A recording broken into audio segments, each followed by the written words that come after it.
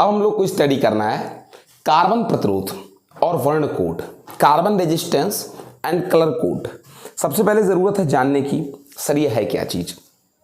बेटा बहुत सारे इलेक्ट्रॉनिक सर्किट्स ऐसे होते हैं और बहुत सारी ऐसी इलेक्ट्रॉनिक यूनिट्स होती हैं जिनमें बहुत डाइवर्स रेजिस्टेंस की ज़रूरत होती है। बहुत छोटे प्रतिरोधों से लेकर के बहुत बड़े प्रतिरोधों तक की आवश्यकता होती है। इन रेजिस्टेंस के नीड को कंप्लीट करने के लिए अगर हम धात्विक चालकों का प्रयोग करते हैं तो ये हमारे लिए अनकंफर्ट होगा। क्यों सर? अगर बहुत छोटा प्रतिरोध चाहिए तो मेटल का कितना भी छोटा प्रतिरोध लोगे तो थोड़ा सा प्रॉब्लम होगी, और अगर बहुत बड़ा प्रतिरोध चाहिए तो फिर बहुत ज़्यादा तार को लंबा करना पड़ेगा, क्योंकि R is directly proportional to क्या होता है, एल होता है। तो निम्न से निम्न प्रतिरोध को बनाने के लिए भी धात्विक चालक उपयुक्त नहीं है, और उच्च से उच्च प्रतिरोध के तो उपयुक्त है ही नहीं है, क्योंकि बहुत ज़्यादा भारी हो जाएगा इंस्ट्रूमेंट। तो लोग इसका विकल्प ढूंढने लगे, कोई एक ऐसी चीज़ मिल जाए जो बहुत कंफर्टेबल हो, बहुत ज़्यादा प्रॉपर एडजस्टेबल हो, हमारे लिए बेनिफिशियल भी हो। तो मिला ऐसी चीज़, क्यों ना अर्धचालकों को, सेमीकंडक्टर्स को यूज किया जाए। सेमीकंडक्टर का यूज किया क्यों जाए? पहली बात तो उसकी चालकता कम होती है कंडक्टर से, और नॉन कंडक्टर से ज़्यादा होती है। तो हमको प्रतिरोध तो चाहिए, विरोध तो करने वाला चाहिए, लेकिन विरोध करे, ये नहीं कि धारा बहना क्या कर दे, बंद कर दे, ऐसा ना हो। तो सेमीकंडक्टर सबसे बढ़िया है, विरोध भी करेगा, बहुत अधिक बहने भी नहीं देगा और धारा बहने भी देगा, क्योंकि उसमें करंट फ्लो भी होता है। तो किस सेमीकंडक्टर का यूज किया जाए? एक ऐसे सेमीकंडक्टर का यूज करो जो हमको इजीली मिल जाए, ठीक है ना, और हमारे लिए सस्ता भी हो। तो ऐसा सेमीकंडक्टर सबसे बढ़िया हमारे लिए रहा क्या बेटा? कार्बन, ठीक है ना, शुद्ध कार्बन नहीं, कार्बन ब्लैक, क्ले, ठीक है ना, और एक दो चीज़ें और मिला, रेजिन वेजिन जैसी चीज़ें मिला करके एक रेजिस्टेंस बनाया गया। इन सबको पिघला करके, और पिघलाने के बाद इनको सिलिंड्रिकल शेप दे देते हैं, ठीक है, और सिलिंड्रिकल शेप दे करके इनको चीनी मिट्टी के खांचों में, सेरेमिक चीज़ में बंद कर देते हैं, या फिर प्लास्टिक्स में एक स्पेशल टाइप के बंद कर देते हैं, ठीक है ना। इनसे दो वायर ऐसे निकाल लेते हैं, जब करंट को भेजते हैं तो करंट उनके अंदर से होकर जाता है, ठीक है ना। चाहिए देखो ऐसे रहता है, इसको सेरेमिक में बंद कर दिया गया। एक सिलेंडर है, सिलेंडर के अंदर जो है कार्बन भरा हुआ है, ये वायर लगा दिया गया है, एक तरफ से करंट को डाल देंगे, दूसरी तरफ से करंट निकलेगा। इनको रेजिस्टर्स कह सकते हैं। रूम टेम्परेचर पर जो कार्बन की रेजिस्टिविटी होती है वो 3.5 × 10⁻⁵ ओम मीटर होता है। बहुत सूक्ष्म है ये, यहाँ से लेकर के बहुत बड़े बड़े रेजिस्टेंस तक बनाए जा सकते हैं, ठीक है सर कार्बन ही क्यों लिया आपने? भैया सस्ता बहुत है, ठीक है ना, बहुत सूक्ष्म से शुरू होता है। दूसरी चीज़, और ये भी साइज़ में बहुत छोटे होते हैं, तीसरे स्टेबल है, कोई भी शेप दे सकते हैं आप, ठीक है सर। चलिए अच्छी बात है। तो फिर कैसे हम पहचानेंगे इसका कितना रेजिस्टेंस है, कम है, ज़्यादा है, ये कैसे जानेंगे? यही तो आपको समझना है। मैं आपको बता देता हूँ। इनको समझने के लिए जैसे मान लीजिए ये हमारा रेजिस्टेंस है, इस पर 4 रिंग्स बनी होंगी, 3 रिंग्स एक तरफ होगा और एक रिंग एक तरफ होगा। उन कलर का एक कोड होगा, ठीक है ना, वो कोड बताएंगे कि रेजिस्टेंस कितना होगा। कैसे आप उन कलर्स के माध्यम से रेजिस्टेंस को जानेंगे? सबसे पहले हम समझते हैं कलर्स क्या हैं और उन कलर्स के मतलब क्या है, उनकी न्यूमेरिकल वैल्यूज क्या हैं, वो कितने रेजिस्टेंस को शो करेंगे, वो क्या शो करेंगे।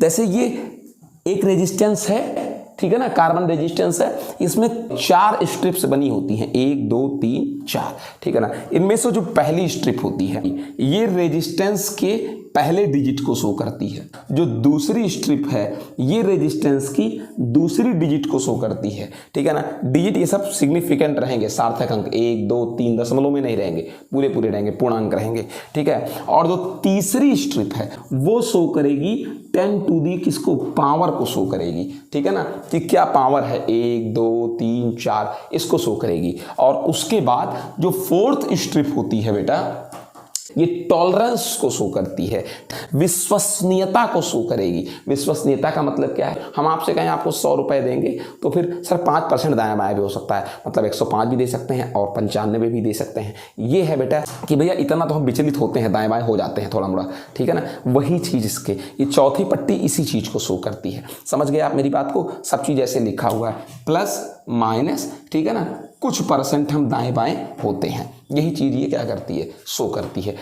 देखिए कौन कौन से कलर इसमें शामिल हो सकते हैं। इसमें कुल मिलाकर इतने कलर शामिल हो सकते हैं: black, brown, red, orange, yellow, green, blue, violet, grey, white, ये कलर्स हो सकते हैं। एक बार हिंदी में सुन लीजिए कौन कौन: करिया, भूरा, लाल, ऑरेंज की हिंदी मुझे नहीं आती है, ठीक है, पीला, इसको पियर कहते हैं बहुत लोग, ग्रीन हरियर, ठीक है ना, हरा, ब्लू को आप जानते ही हैं, नीला, वायलेट बैंगनी, ग्रे स्लेटी, वाइट सफेद, ठीक है।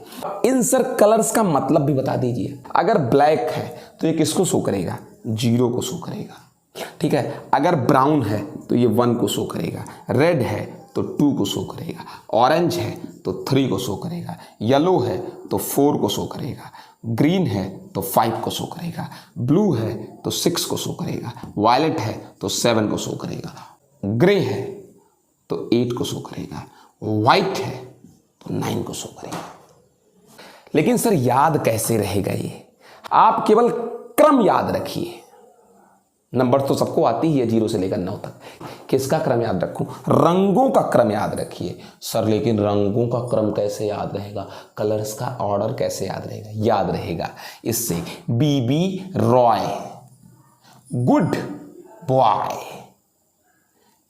Very good wife. फिर से देखो, BB Roy, great boy, G for great, B for boy, V for very, G for good, W for wife. BB Roy great boy very good wife. BB Roy है कोई, ग्रेट बॉय है, उसकी वाइफ बहुत अच्छी है, वेरी गुड वाइफ। इससे आप याद रख सकते हैं। ये एक बहुत सिंपल सी चीज हो गई, ठीक है। जरा चौथी पट्टी के कलर के बारे में भी बात कर लेते हैं। चौथी पट्टी का कलर तो हो सकता है या तो गोल्डन कलर, सुनहरा, या सिल्वर, चांदी कलर का, या फिर कोई पट्टी नहीं होगी चौथी। अगर गोल्डन पट्टी है तो ये 5% की रिलायबिलिटी शो करती है, 5% दाएं बाएं होगा। अगर सिल्वर है तो 10% दाएं बाएं हो सकते हैं। और अगर कोई पट्टी नहीं होती कभी कभी, वो क्या करते हैं सर, वो 20% की रिलायबिलिटी शो करते हैं कि मैं 20% दाएं बाएं हो सकता हूँ। सबसे घटिया यही है, समझ गए इस चीज को। कभी कभी थर्ड पट्टी की जगह डॉट भी दिया होता है, और डॉट कलरफुल होता है। मतलब अगर रेड कलर का बना दिया ये, तो इसका मतलब कि 10 टू दी पावर रेड है। और रेड कितने को शो करता है? रेड शो करता है 2, 10 टू दी पावर 2। वैसे मान लीजिए आपको कलर्स दे रहे हैं, ये आपको रेड दिया है, ये वाला आपको ब्लू दिया है, ये वाला आपको व्हाइट दिया है, और ये वाला आपको गोल्डन दे दिया है। अब इसका मतलब समझो, पहला वाला रेड है तो रेड का मतलब कितना है? 2। दूसरा वाला ब्लू है तो ब्लू का मतलब है, कहीं निकालो, 6 है मल्टी। तीसरा वाला व्हाइट है तो 10 टू दी पावर कितना बेटा है? 9, ठीक है। और चौथा वाला गोल्ड है, गोल्ड का मतलब कितना परसेंट? 5% के लिए। हो गया ना, समझ के?